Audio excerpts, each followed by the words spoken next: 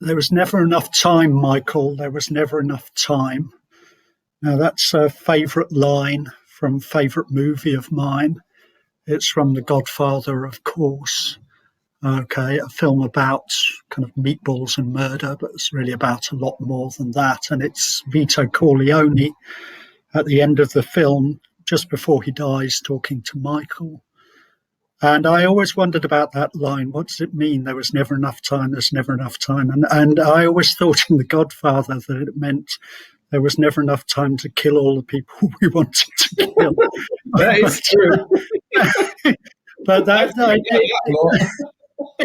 it came to my mind talking and thinking about this discussion on It Starts With a Birthstone, which I've been having with my friend Rod, who went to university with back in the 80s. That this was a month where there's really never enough time to talk about all the great music that there was this particular month and to listen to it as well.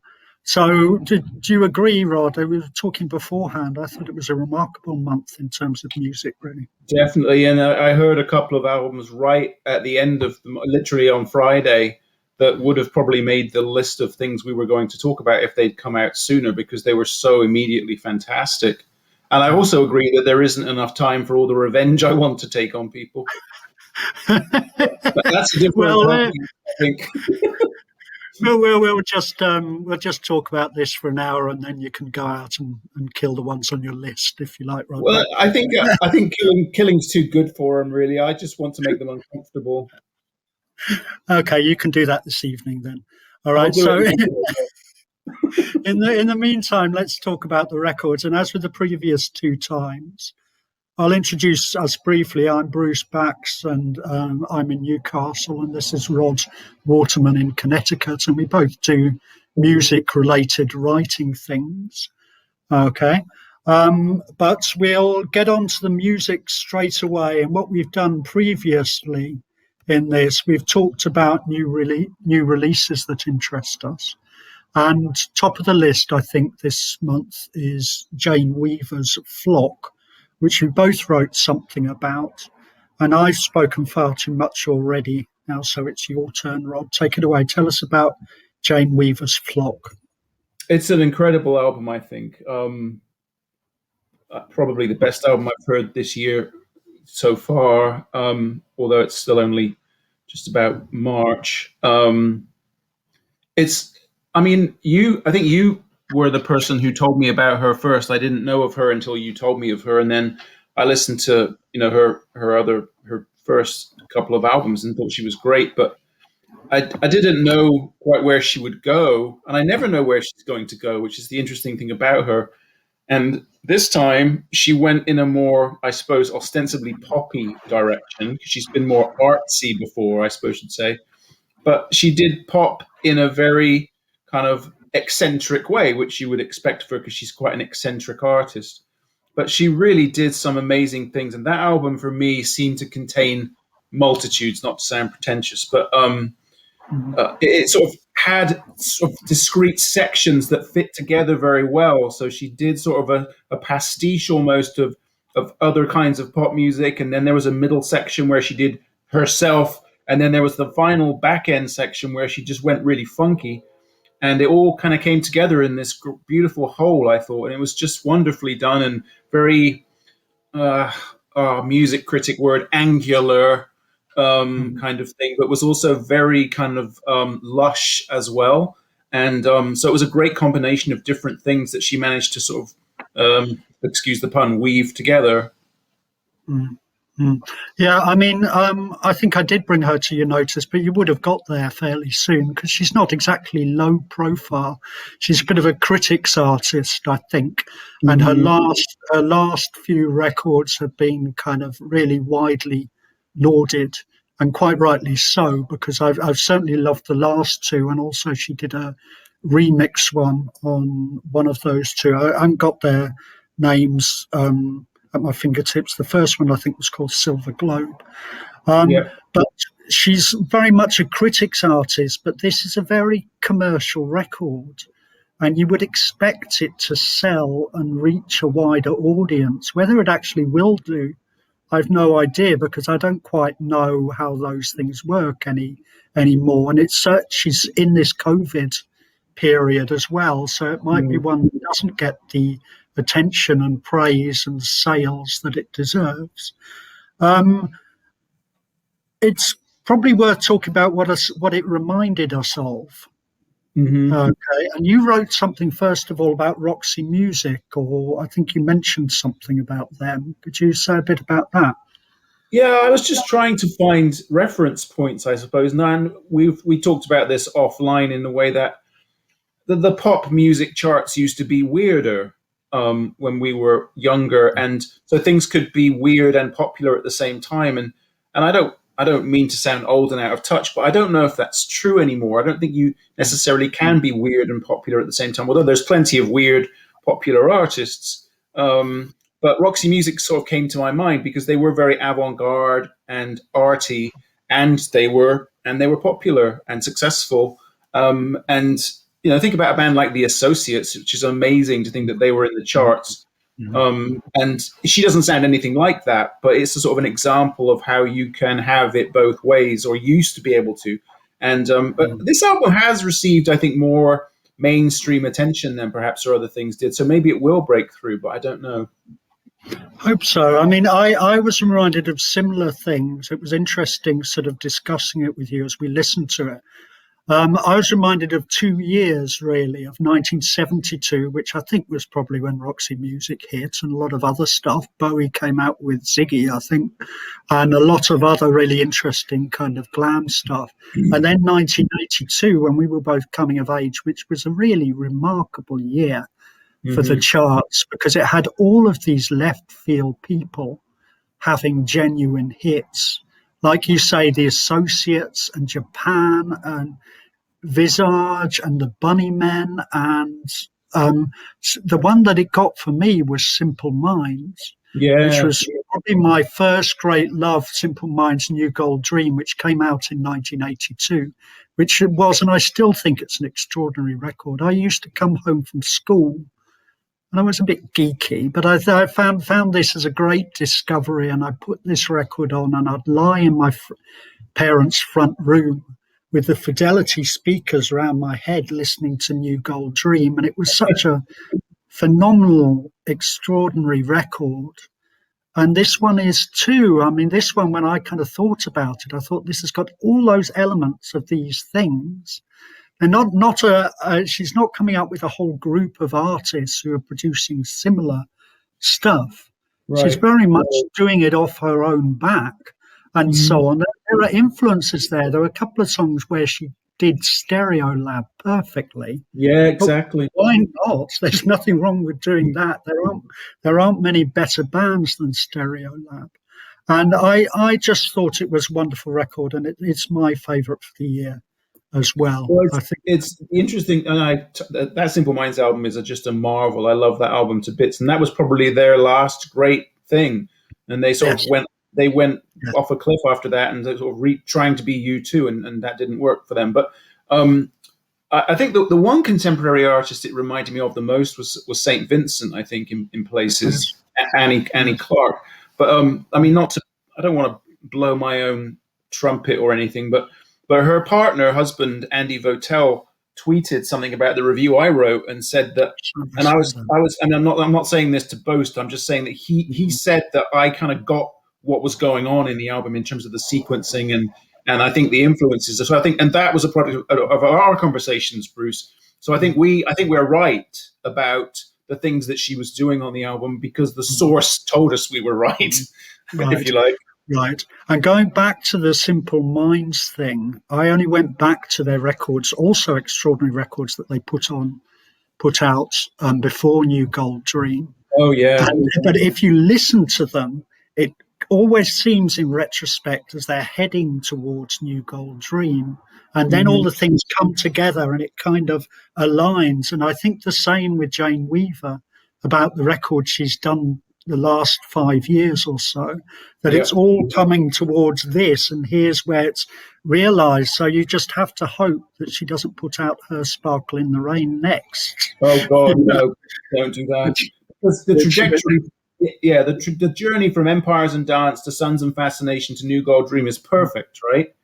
I mean, it's a curve. You can see it happening as it's going on, and it's exactly right. And I think that's what she's doing from, the modern cosmology to this album. You can see the line that she's drawing for herself. It's a good analogy by you. Yeah. Absolutely. To go back to the Simple Minds thing again, Let's it just talk was about Simple Minds for an hour. Why yeah, not? why not? Why not? I think Jim Kerr realized it.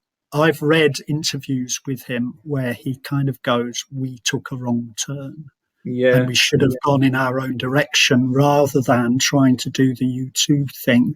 Hmm. I think he realizes it and has a little bit of regret about it, actually. Well, they Which were he's quite so. right. He's quite right to do so. He's quite right Well, to he do is. so. He's right that he was wrong, and they were so much better than you two anyway. They didn't Absolutely. need to aspire to that. I mean, that was beneath them, I thought. Absolutely. So I think that's enough for Jane Weaver, and it's just a terrific record, Hmm. pure and simple. Okay, then I'll go to one which we both discovered this week, which is by a band, or more precisely, a woman, which who goes under the name of Jane Dot Inc. And her name, I'm trying to find her name, is Carolyn Bezic, I think, and she's Canadian. And we've got a couple of Canadians on this list, and Canada make so much interesting music comes out of Canada to kind of counterbalance a lot of the stuff from the States in some ways. Yeah. But this album is called Number One. She has worked quite a lot with US girls who have a not dissimilar sound. You can hear it as you listen to the record, actually.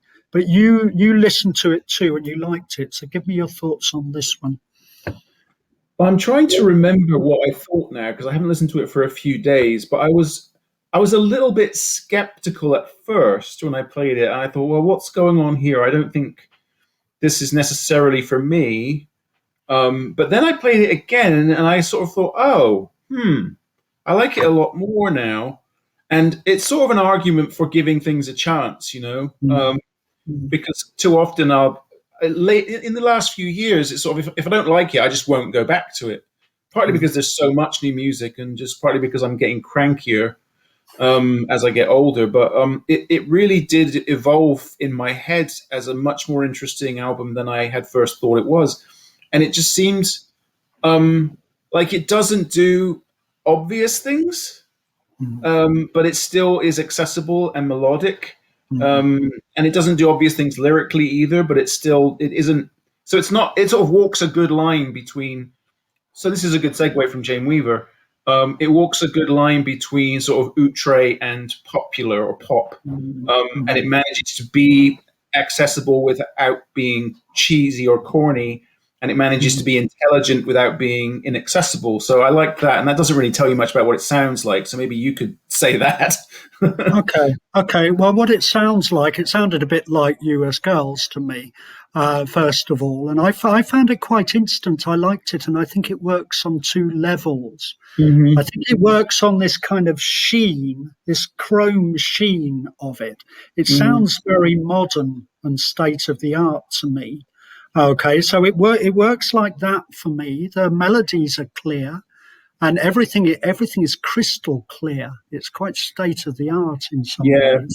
that's really true. The concerns there, I like it when people have a message to give, but the message is relatively clear. It's not obscure. It's kind of about the modern condition, and certainly about work. She has a website where she says, "I'm the CEO and I'm also the pencil pusher. I'm Jane Doe." And it's the modern condition of the very, very odd work conditions that we have to work under now. Right. And what is the person in the corner of this open plan office going through? And it's also seen to me to be about construction of identity. and how, no matter how independent or autonomous we are, how we're shaped by marketing and corporations and so on. That's a very glib message, but I quite appreciated a record that it was all on the surface. This is what it was. You can not trying to be obscure. If I grasped what the main sort of lyrical objectives were, and I think I did really, and Yeah. I like to hear records like that because you don't do very often. You get a lot of angry stuff, angry at Trump, but this isn't an angry record. Right. It's an accessible one, and so on. I don't know how much I'll listen to it over the next few months or weeks. I'm not sure actually, but I do like it, and I think it's a very good record. I enjoyed it too, and I think I will go back to it because I still don't think I quite fully understand it, and I want to understand it better, either musically or lyrically. And so it wasn't as immediate and obvious to me, because I think we've talked about this also recently, that we've recognized that we have different listening habits from each other or different reactions to things. Whereas you tend to get something immediately or not, and I tend to take a while to get my arms around what's happening in an album. And I'm still going through that with this one, I think. Mm-hmm, mm-hmm. Well, it's definitely one worth going back to, and I will listen to it again. It's an interesting record. So that's Jane Inc. #1. Okay, and now we'll move on to something that you introduced to me actually just before we had our chat, or maybe just afterwards last month. This is Post Data, a Canadian band with an album called Twin Flames, and I think you wrote something about it. I did, but only briefly. Could you talk about that, please? Yeah, I did. I reviewed it for Pop Matters, and I really loved the album. Although it ended up scaring me a little bit because I realized that I'd misunderstood it after about the 10th time I heard it. I was like, wait a minute, this isn't what I thought it was. Because what I thought it was an album of just straight up love songs, written by a sort of an indie folk person, which would have been fine. And it was very melodic and very heartfelt. But then I thought, well, wait a minute, this sounds a bit creepy. And I went and read the lyrics, and I actually thought perhaps this is an album about the dangerous romantic obsession that can develop when you kind of buy into the romantic discourse that we're sold all the time, of everlasting this and I'll love you until I die and all those kinds of grand declarations that people make. And it almost felt like he was making an album that was both a romantic album and an album about the dangers of that kind of language. And so it did feel like it was an album being made by somebody who was sort of posing as a stalker or something. The more I listened to it, the more creepy it felt to me. So I don't necessarily want to listen to it anymore. Right.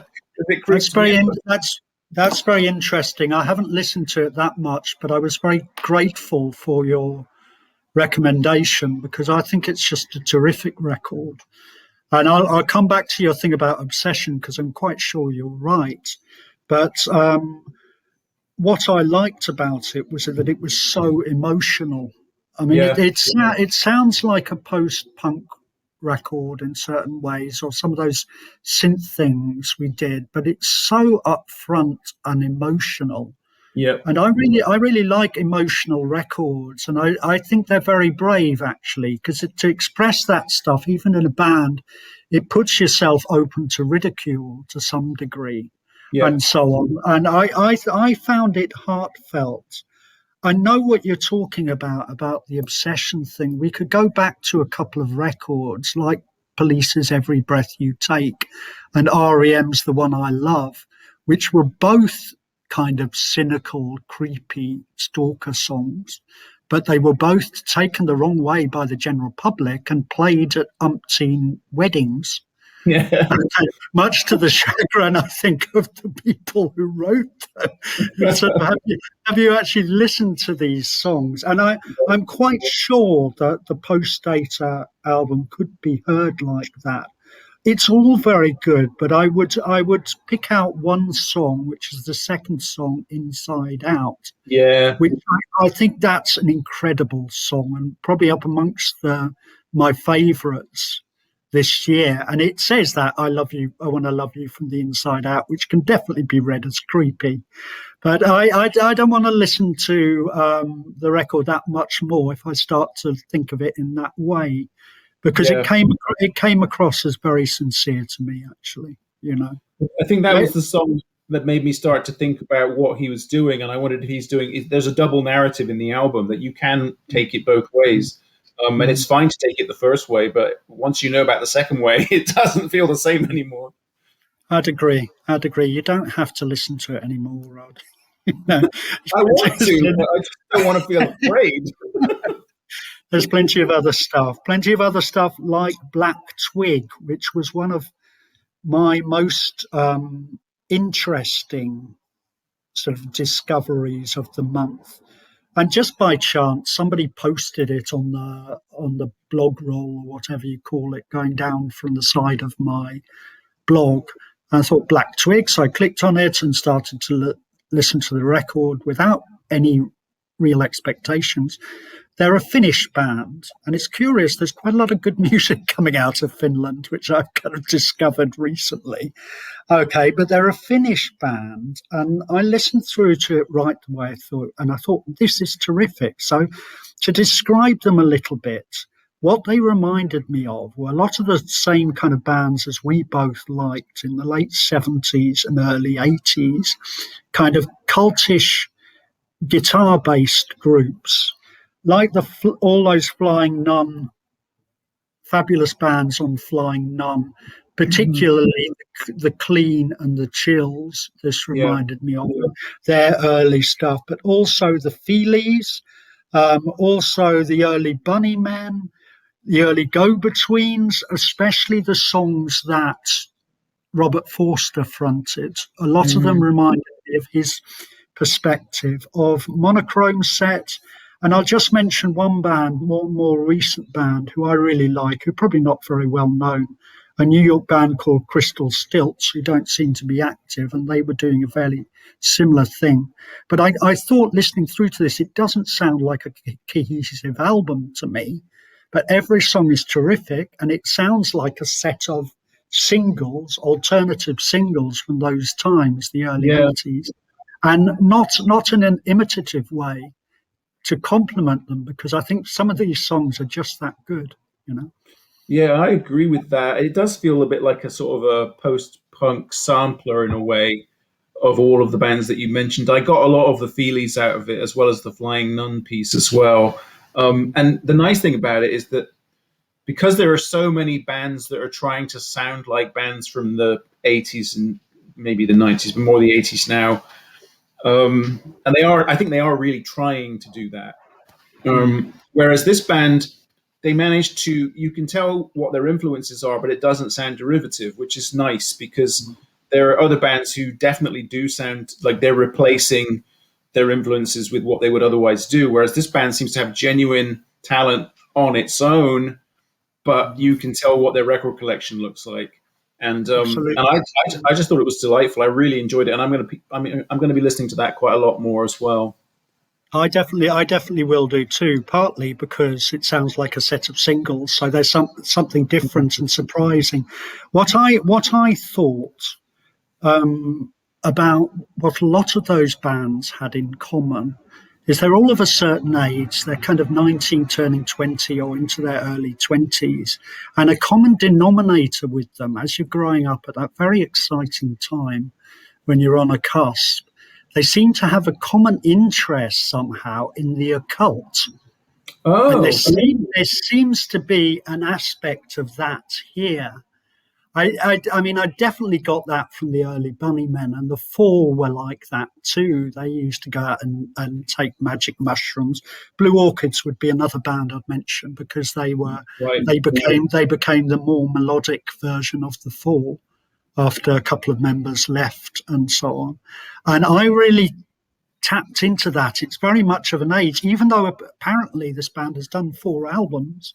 I couldn't track down the others, but it sounds very much like early stuff to me, coming of age stuff. Yeah, that's a good observation. I hadn't thought about that, but it's true. I think you can draw the line from those things to this one. Mm. Okay, so there's a terrific thing which we recommend, and I think we've been in broad agreement on these first four. So we'll come to the fifth, which there may be some discrepancy on. Yeah, this Okay, is gonna be fun. so this is William Doyle, which I think I discovered last Sunday. And again, I was just looking through a set of lists and I clicked on it and I didn't know anything about it. And I listened through to the record all the way through and I was very, very taken with it. I did listen right the way through and I was taken.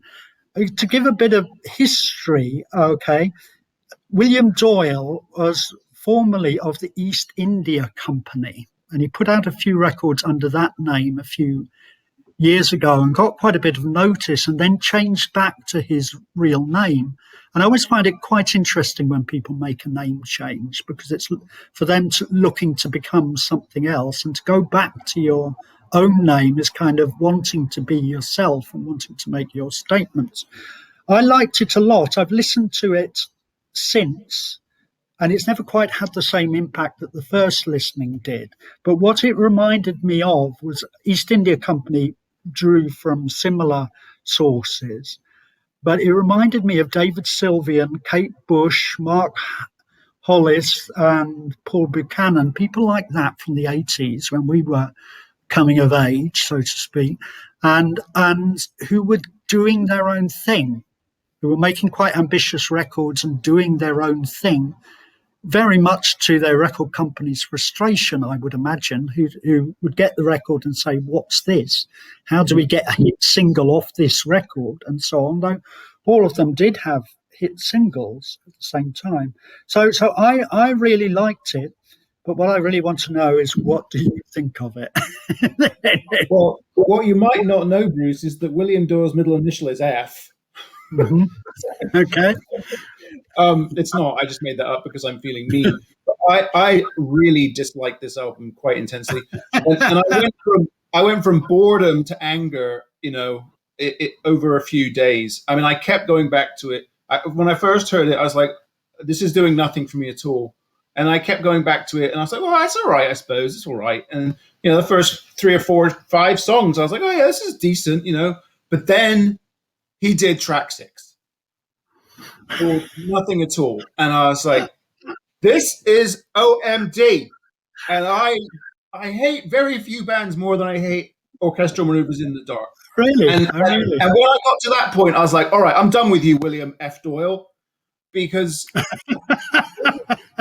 you have the unmitigated gall to be boring and offensive at the same time. And I don't have enough time in my life for this. And who are you? What are you trying to do, and why are you doing it to me? And I don't think his name belongs anywhere near any of those people you mentioned, because those are pantheon people, and he is a gutter dwelling little no account person, and I don't want him in my life. But spit it out, Rod. Did you like it or not? That was fine. The thing is, up until the first 5 songs I was all right with. If he'd done all of that, I'd be like, yeah, it was average. But then 6 was offensive, and it went off a cliff after that for me. So it's half of it's average, and the second half of it is appalling. I don't know how to tell you. In my opinion. I don't know how to tell you this, Rod, but I like OMD. Well, enjoy, Bruce. Enjoy. I think we'd better draw a curtain over this one. I'm sure he's a nice person. I don't mean to impugn his character. I just don't think he should be making albums. I'm not sure he's a nice person. I imagine he's a rather pretentious one. But the record is called Great Spans of Muddy Time. I rather liked it. You've heard Great Spans of Muddy Time. How appropriate. Yeah, it was a great span of muddy time. That's what it was. That's what we want, a bit of friction. That's good. Okay, so we'll move on. So that's the 5 that we've discussed. Okay. There were several records more that I really, really liked this month. Well, my particular favourite was a record by Cool Ghouls, who's a San Francisco band who I like. And I didn't bring it up because because I got the feeling through interaction you didn't care for it very much. And if you'd have said nasty things about that, I might have cried, you know. No, So I won't. So I won't. It's just not in my wheelhouse. It's sort of it has a '60s vibe, and I'm not there really. That's just not my sensibility.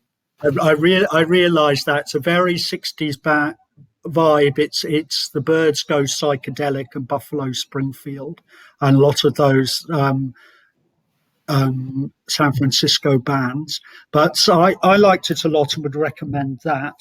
Valerie June has done an interesting soul record, and the make or break thing of that is whether you care for her voice, because her voice isn't an authentic, pure soul voice, but it is very interesting. And it's a modern soul album, which is worth listening to. Fruit Bats, who we both like, have put another good record out. It's nostalgia. It's pure nostalgia. It's Dylan and it's Nielsen to me most of all. But it's a lovely record, isn't it? You know. Oh, I liked it very much. I mean, their last album, Gold Past Life, I think it was called, was lovely and also felt like sort of a bit of pastiche. But I mean, that guy, it's basically that guy and bandmates, and they've been around for quite a long time, and very high quality. They don't put out bad albums, you know. And I think he was also part of Bonnie Light Horseman. I think that did a thing that was. They're great. They're really great. I think he was in. I think he was part of that, and they got a Grammy nomination, I believe. Their last record was just fabulous, especially a few of the songs on it was really something special. Yeah, I may be wrong about that, but I think he was part of that group, but I don't know for sure. Mm-hmm.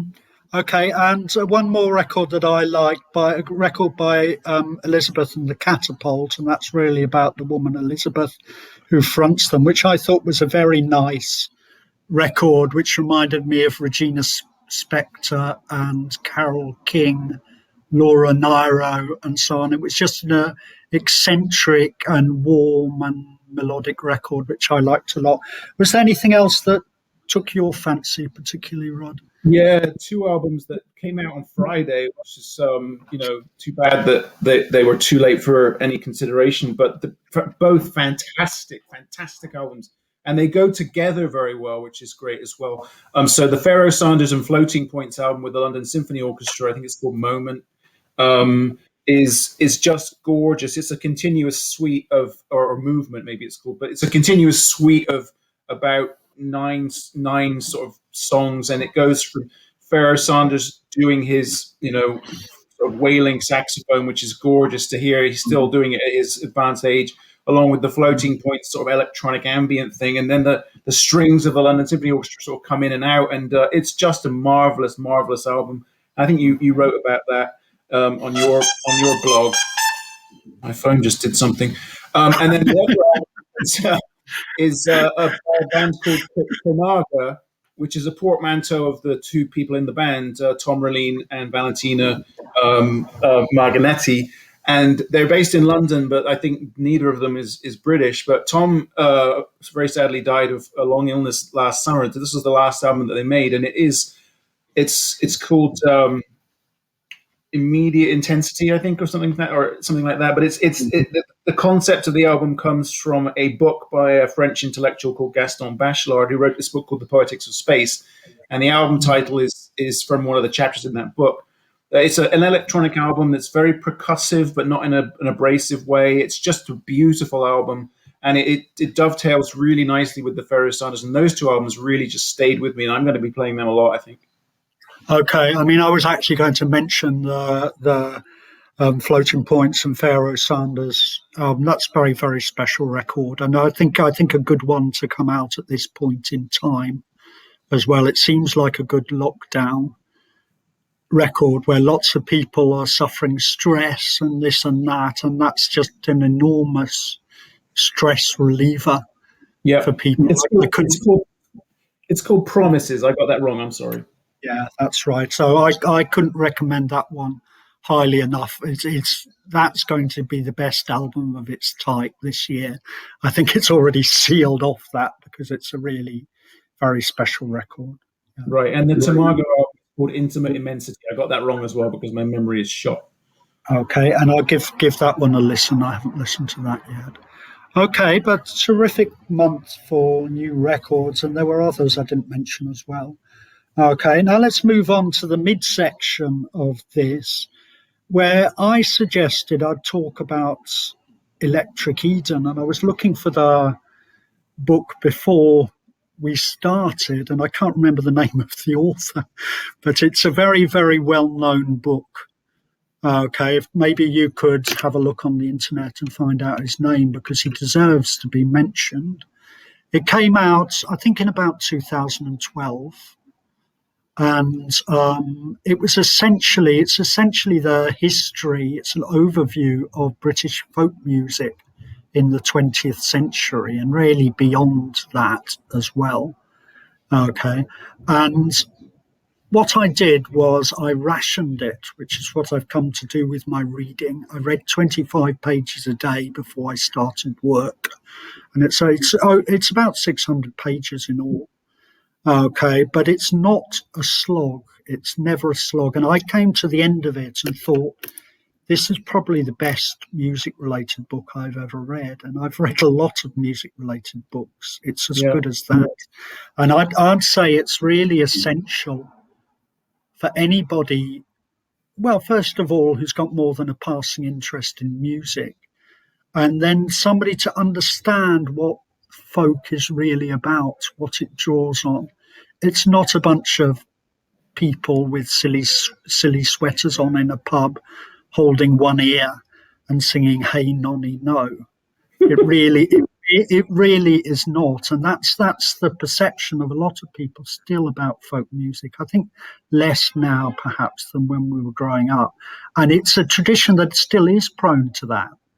I've been to pubs in Newcastle where there are people doing that, and so on, but it's not how it works for me. And what this book, first of all, I'd say it's very readable. Like I said, I read 25 pages a day and I just kept wanting to come back to it, but I disciplined myself to that. It's very, very learned. It's very academic, but you wouldn't know it because his style is so lucid and clear what he's saying. He takes a lot of risks in his writing, drawing comparisons and going off on byroads when he's talking about particular artists, but they all work. So what he does, first of all, is he gives the backstory of folk, which is very, very interesting in itself, how these traditions started coming to the fore in the first half of the century. Then what we associate with British folk, starting with Ewan MacColl, and the sort of really quite left-wing and often communist sort of leanings of that school, and so on. And then going on to the stuff you'd expect it to go on about.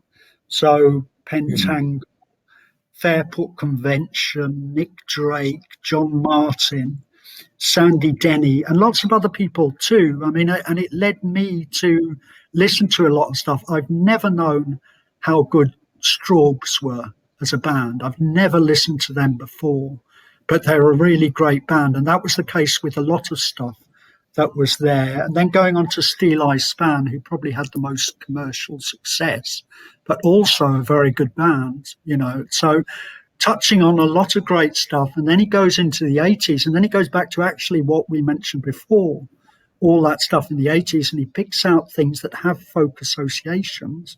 And he picked out David Sylvian, he picked out Kate Bush, he picked out Mark Hollis, and he didn't mention Paul Buchanan, but he talked then about Julian Cope and all of his research that he did. And all of the connections he made really, really worked. And so I thought it was a fascinating book, and I couldn't recommend it more highly, actually. It sounds amazing. His name's Rob Young. Yes. I looked it up while you were talking, and I'd love to read it. It's a little bit. It's not hard to get here, but it's quite expensive. So I want to read it, and I'll get it eventually. But it sounds remarkable, and it made me think while you were talking about the analog here of what American folk music is like and has been. And I suppose it's more. We have Americana, we have bluegrass, we have old time and old country. and those things. And that would probably be the analogous. If a book was to be written about that here, it would probably take in all of that stuff. And also probably have at least one chapter about how awful contemporary country music is. But yeah, it sounds fascinating, and I'd really like to dig into that. But he mentions all that too. He mentions what's going on in America. He mentions the impact of Dylan. He mentions the Byrds and Graham Parsons and going off into country, because a lot of that stuff fed in. Yeah. I mean, when Fairport Convention started, their first record, they were really trying to be a folk rock record, and it was really influenced by Jefferson Airplane and the Byrds. And I really liked that record, actually, but it's not what they're known for. They made the shift onto really sort of rooting into and finding out about British folk traditions after that. And it's worth thinking about at this time, because one of the most fascinating books that's going to come out in the next few months is Richard Thompson, who of course was the guitarist in Fairport Convention when they started, and he's got the first part of his memoirs coming out, and I'm really looking forward to that. I think that should be it should be a really, really terrific book, because he's a very interesting man, I think. Yeah, I'm looking forward to that. Okay, so I think we may have sort of done with Electric Eden, but I really couldn't recommend it more highly, really, because it's so learned, but also so readable, which I think is really a remarkable feat. And everything he kind of tries in the book, it comes off. There wasn't a part that I didn't like. There were some sort of artists I were more interested in than others, but he really invests in all of them and humanizes them in a very, very kind of democratic way. He's not coming across and saying this is better and that record wasn't much good. He's very, very generous in the way he writes about them, and he's always got his reader in mind. I think it's something of a classic, actually. It also sounds like something to aspire to in terms of the writing, as well as the fact that it's interesting. That one would hope to be able to write something like that with that level of diligence and care, and also skill. Yeah, absolutely. It's top stuff. Which leaves us actually to the last. No, not quite. I thought of a couple that we can talk about still. Okay, in the previous two podcasts, we've spoken about RIPs, artists who've unfortunately passed during the month. And we've always had a couple, but this time, actually, fortunately, there was only sort of one immediate one on the radar. And that was Bunny Wailer, who I actually don't know very much about, but I think you're a lot more informed. So perhaps you could say something about Bunny Wailer, Rod. You've got about 18 minutes if you want. I don't think I've got enough knowledge of Bunny Wailer to do 18 minutes, but I can tell you a few things that I think about him. And reggae was really big for me when I was growing up, because in Bristol, where I grew up, the reggae scene was enormous, and almost, I couldn't have been every Saturday, but it felt like every Saturday from the age of about 15, my friends and I would go and see a reggae show somewhere in Bristol, somewhat to my parents' consternation, because, different generations tended to be, less enlightened and / racist. And they always thought no good would come of some young white boy going to a reggae concert, which I thought was absurd at the time and still do. But I saw loads of really good reggae. I never saw Bunny Wailer live, but I was into reggae and dub from a very a relatively early age. At the same time, it's partly because of punk and new wave, I think, because they embraced the reggae scene as well with Rock Against Racism and all that kind of thing. Anyway, Bunny Wailer is somebody I sort of got into around about that 15, 16 years old maybe, and obviously he was in the Wailers with Bob Marley and Peter Tosh. And ended up leaving the band not because of any falling out. They stayed friends and they still recorded together after he left. But he just didn't want to leave Jamaica. He didn't like to.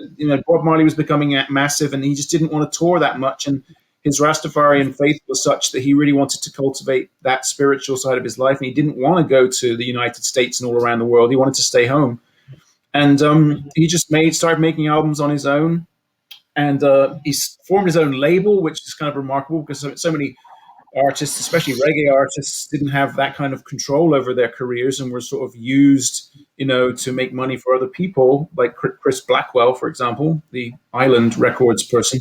But he formed his own label, Solomonic, and almost all of his albums came out on Solomonic. And the three albums I would sort of push people towards, if you want to find out more about Bunny Wailer, were sort of three from the early to middle part of his career. His first or second album was called Protest, which is obviously a very political album, and but based on the name, you can tell that. And then he did an album of Wailers songs called, Sings the Wailers, which is a lovely album. But my favorite album by Bunny Wailer is an album called Rock and Groove. And so he became a bit of a dance hall darling in the reggae kind of community. And so Rock and Groove is an album of really just lovely dancehall songs, very, melodic. And he's got a gorgeous voice. It's not a pure voice, but it's got enough gravel in it. But it also has a nice sort of timbre, I suppose you would say. But it was he's somebody I've always really had a lot of respect for. And the funny story that I have about Bunny Wailer is that I have an uncle. The uncle was notoriously racist, and so racist, in fact, that he was actually kicked out of the National Front because he was too extreme.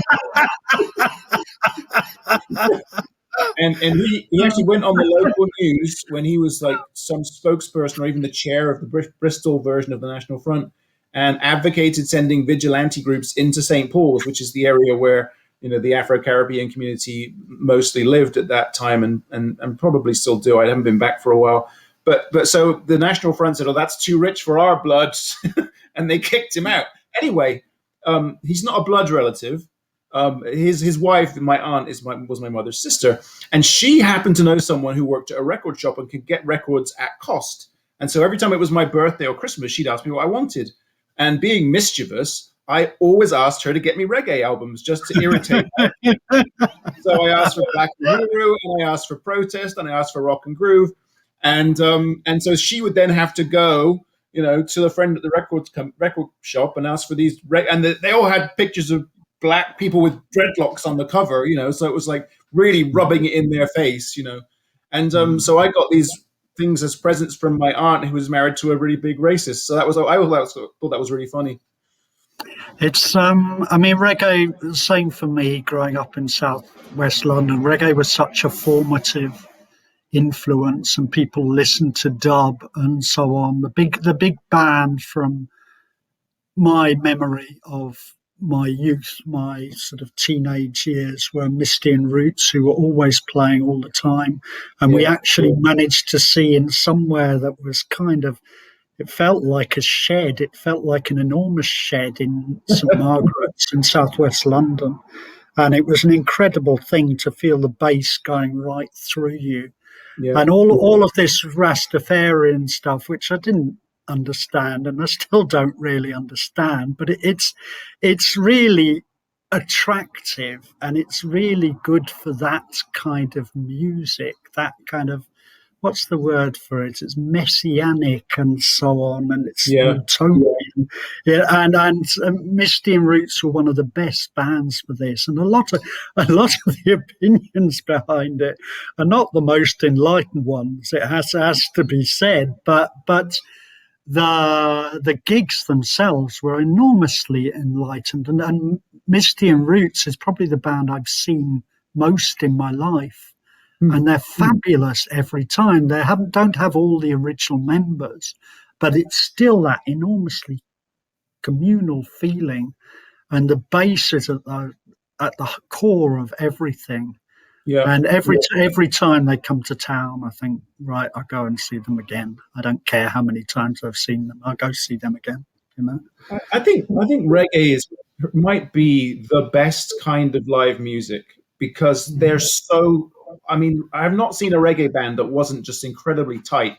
and the drum and bass is always just right on point, and the harmonies are always lovely. And it's just, I've never seen a bad reggae show live, I don't think. I have. Yellow Man, which was really shocking. A colleague of mine persuaded me to go and see Yellow Man at the Cluny, which is a small club here. He must be old now. He was really old and he was really bad. But I'll get to the support act.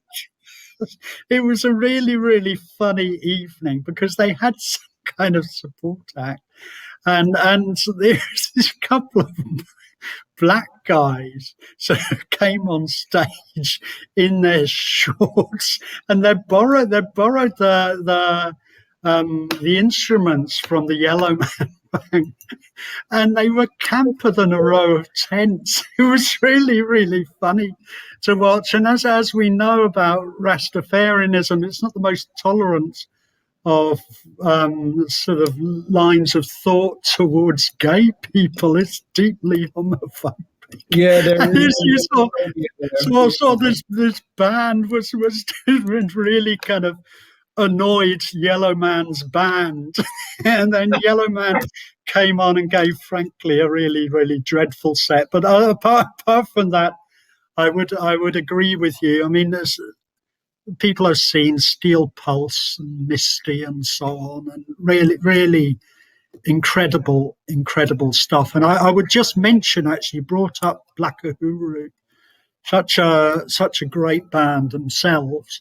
That's a teenage memory of me when I had the teenage party where everybody comes round and tears up your parents' house, which was what these people chucking vegetables in the washing machine and aerosol in the oven, which exploded the next day when I was cooking, and so on. And my best mates brought his prize stereo round, and we went in sort of halfway through the evening, and someone was smearing yogurt all over Black Uhuru's anthem, which was on the table, and I've never been able to play it since. So that's. As Morrissey said, I can smile about it now, but at the time it was terrible. We actually got them out, got everybody out. The punks turned up at a certain point in time and started sort of treading cigarette ends into the carpet. And then we called the police, who escorted them all out. But it's there's a rites of passage moment in youth. What happens to people at a certain age? That kind of desire to sort of wreck and havoc and so on. Very, very odd. That kind of happened at pretty much all the parties I went to when I was a teenager. Not all of them, but most of them. Let's wreck this house. Amazing.